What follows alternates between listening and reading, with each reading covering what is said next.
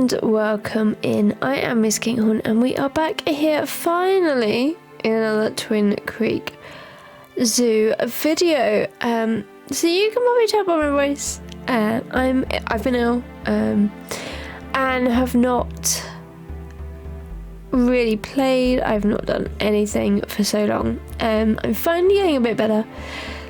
The only problem is my voice is not the best at the moment, as you can probably tell. So yeah, I have been putting off doing this voiceover for a while because I sound awful. And if I had done it when it was due, there would be no voiceover because I didn't have a voice, essentially. So yeah, you had to wait a little while. I'm hoping that I'm splitting this up into little breaks every so often so that I can keep my voice going. But I'm not back to live streaming just yet. I think probably in the next week or so that should happen. But make sure to check out my socials, whether it be Twitter, Twitch, Discord, any of those, and you'll find out exactly when I'm live again as well, because yeah, it's gonna be slow going and I'm hoping and praying that I'll be better soon, but who knows what's gonna happen. Let's get back to the video. So what are we already doing? We are extending creating a viewing area out the back of the restaurant. So in the last video, which was very short because of reasons I'll explain in a minute, but we are creating a little bit of a viewing area for this new habitat, which kind of has like maybe three,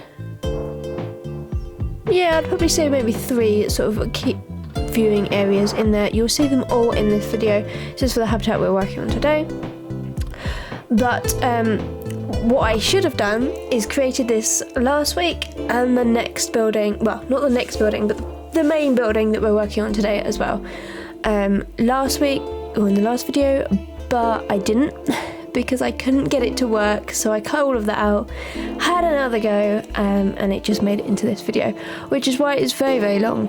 So yeah, that's the reason why, again, it also took so long, because I was recording this while ill. So what would have probably taken only maybe 2-3 hours ended up taking like 5, and yeah, it's all in such a random weird order as well. So you're gonna have to bear with me for that one, but hopefully the next video should be back to normal. Because weirdly I can record, but I just can't do a voiceover, so I've kind of block booked and recorded the next video already when this is coming out, so you'll see all of that in the future. But for now, we're creating this little sunshine area. A lot of the guests were complaining that they are too hot. It is 33 degrees centigrade, so it's a little bit hot for them, so creating some nice little sunshades everywhere as well, always a good one. Right, now we are jumping into the sort of indoor area, sort of hard shelter for the animals, which you can see here. So this is on the side of the dingo habitat. We're taking a lot from the sort of dingoes. It's going to look very, very similar into there. So because this video is so long, I've kind of broken it up a little bit for you. So you're going to see me doing little snips of bits and pieces where I do a lot more. So like you'll see here, the floor is now all in. We do this side of the building with like the wood trims and things like that, but it goes all the way around. But you don't see that because it's magically done. It was just simply a case of I had so much footage that I had to take some cuts somewhere. Normally I would never do that, but yeah, there was a lot. Because I was ill, I kind of did it all in such a weird order, and it didn't really make much sense, and it all just was so long. So yes, but we are here taking a lot, as I say earlier, from the dingo house, or habitat in there. So we've got these animal doors, which we're going to get in just around here. and getting all of that all set up so that the animals can get in and out. Now, you might have noticed by the thumbnail, this is actually going to be a dual habitat. So there is 2 animals in here. This is going to be the hard shelter for both of them. They don't really require a hard shelter per se. So this was just kind of a little bit of an add-on that we kind of put in for them, but they don't really need per se. And I don't really know if they actually use it too much. There is like food, I think there's a water and a little bit of bedding in there for them, so they can use it if they want to, but you know, it's up to them. In there, right, so just finishing off the last little bits into here of these animal doors, and getting all of this set up into here as well. And we're also going to take the skylight. I think these were quite a cool little way to add in with the roof, and in some sort of natural light. There is no lighting in the habitat on this hard shelter for them, so it kind of makes a little bit more sense in there to have some natural light coming through as well for them in there. So I think we're going to have 2 of those, and we very quickly realised that we don't need this bit on the inside there. Okay, very quickly just popping 2 of those into there as well, and filling in the gaps. Right, just to get that to come all the way through, making it all fit quite nicely in there. Right then. Oh, I'm trying to also keep the piece count down, so when I can just move a few little pieces here and there, we definitely do in there. Right, so now the roof is done and the habitat of the hard shelter is all sorted. So I've also put in the lighting that you see on the other one, and also the columns in the corners and things like that is all set up ready for them in there. Right, last little bit of trim work that I had to delete for the animal doors, get that in here as well, and then I think that is all done. So you can sort of see the beddings in there. There's a couple of bits of enrichment and climbing in there as well. Right then, so moving on now, we are going to work on the area that I tried to do several times before and failed. So this should have been done when we did the restaurant building and kind of that whole sort of corner. This was supposed to sort of follow through and go into there, but I could not get it to work. I tried several different ways and sort of ideas and suggestions and things like that. It just did not want to work for me, so I gave up, and finally, I think on about 3rd attempt, we got this how I really want it to look in here. So this is version 3 shall we say, into here. And this is going to house all of our staff buildings.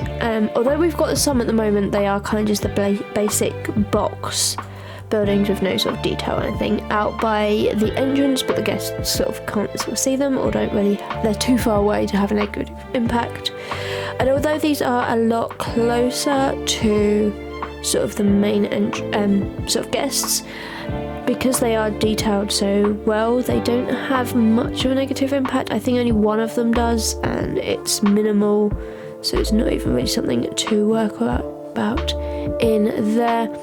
Now we're taking a lot of sort of building pieces from other builds that we've already done. So as you can see there, I took the side of the restaurant, we took the doors and windows as well, and that is just to keep it all looking the same, as it were, so that we kind of have the same look throughout the zoo.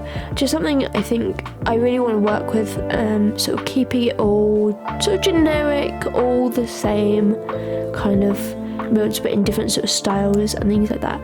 And obviously none of these are actual proper walls, as it were. The main part of this section that we're working on here is actually fence pieces from the European pack that work amazingly well to kind of create that sort of nice striped sort of look that we wanted. Right then, so these are the staff buildings, as I say, that we're going to get in. Got the large keeper hut. This is the only one that has a bit of a negative impact, and that's simply on the seating, which is just the other side of that wall, but it's not that much of a big deal. Couldn't get the large keeper hut staff room in, so we've got 2 of the small ones in there, but a will do in there as well. So we're now just placing the sort of main wall coming along here as well. So we've got the glass front, then you're going to have the path which the guests can see, and then you've got all these sort of buildings behind that, but I think overall it looks okay into there. And now we're going to just grab out some doors just so that it looks a little bit more realistic that the staff can actually get into these buildings into here. So for each of the sort of the buildings that we've got, they have a door on there, and you can see we are heading up a stairs. So this is a 2-story kind of building, which made it even more interesting. Right then, you can see here the struggle. So essentially, because I want access to both levels, so I want pathing to be upstairs as well as on the ground floor, it meant that I had to have a ceiling downstairs to sort of cover that, because you can obviously look up and see that. And then I needed to cover over the path, because paths are never really ideal and it just doesn't look right, and you're never going to be able to figure them out completely. So there's about a 1/2 meter sort of gap, which has got sort of like the concrete kind of path support bits in that look awful, and it's one of the most annoying, frustrating things in the game, because I don't know why they're there. I mean, obviously in real life you would need to have the support for the path, and you would need to have like a concrete base to it. However, this is a game and I don't see why we need to have them in here, but yeah, it is what it is. So we've just had to kind of juggle a few things around and made things a little bit taller than I really wanted them to be and things like that. But yeah, it was the main sticking point in the last couple, because I couldn't get it to work. So yeah, we kind of ended up having to give up and retry, and I think I've got it to a level where I'm happier with it. But yeah, it's still not 100% ideal, but it is what it is. So we live and learn in there. So this upstairs of this is going to have another viewing area to look down over onto our habitat, and it's also going to have the 4 exhibition animals that are from this continent. So you sort of see me place the boxes, but not actually the animals from them in there, but we'll go through those later on and actually work out which ones we're in. Now in the game Zoopedia, it does say there's 5, but the butterfly, which is the only one that we're going to talk about now, doesn't actually fit in the small exhibition boxes. It can only go in the big one that came with the Twilight, the update with the Twilight pack. So you can see them here. I had it in my head that there was 5 of them, so I placed 5 and then realised that I can actually only use 4 of them. So yeah, we ended up having to get rid of 1 and changing lots of things upstairs as well. So going back downstairs, we're trying to get this sort of downstairs layout sorted into here. So this is where we use our first and hopefully only piece of work that's done by somebody on the gallery, and that is simply I did not have the time or the patience to create a lift or elevator or whatever you want to call it wherever you are. So there is an amazing piece on the workshop, and you'll see that we use that in here as well. Simply because the next level is, and the whole sort of other half of our zoo is up a big steep incline, and there are stairs, but obviously not very disabled friendly at all, so decided to put a lift in. There is actually in the real building of this, there is actually a lift in here as well, so it kind of fits in with the theme that we're going for. And there are the stairs, and there are the lifts.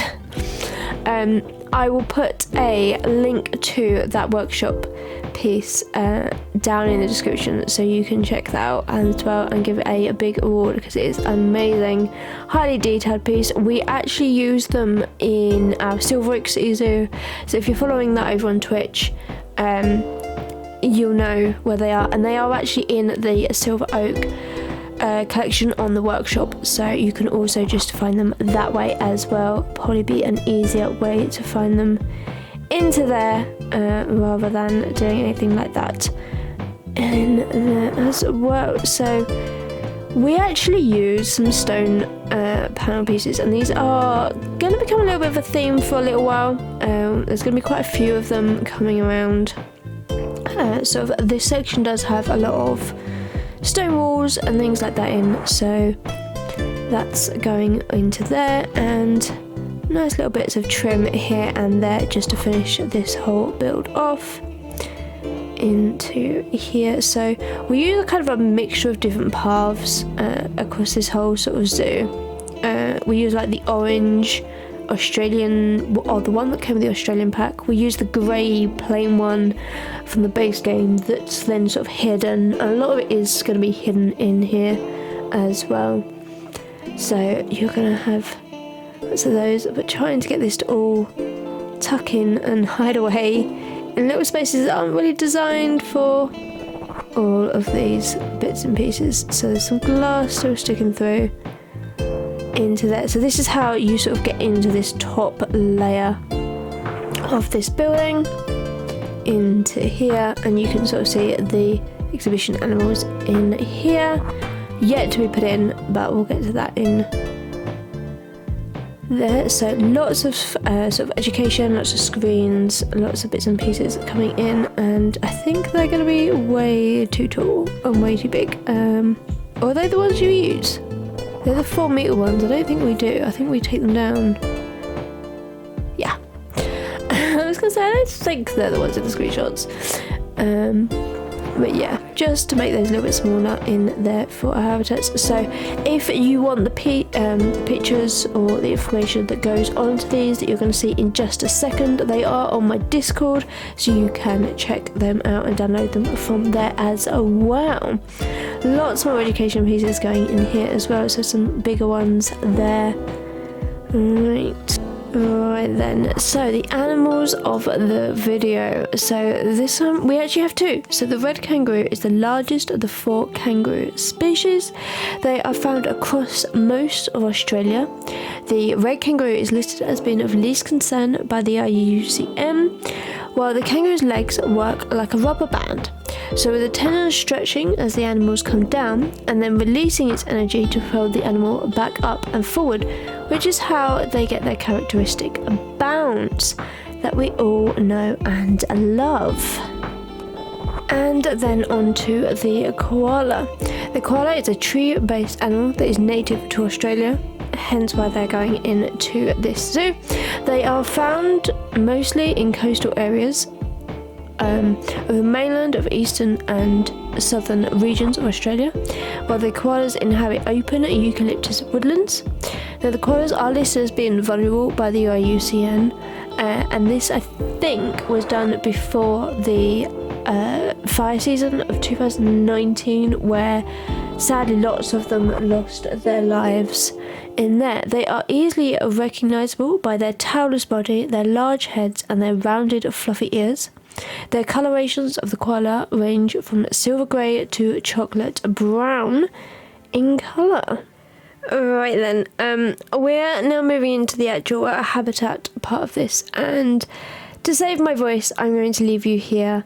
So sit back and enjoy, and I will see you at the very end of the video for the screenshots. But for now, enjoy. I'll be back in a minute.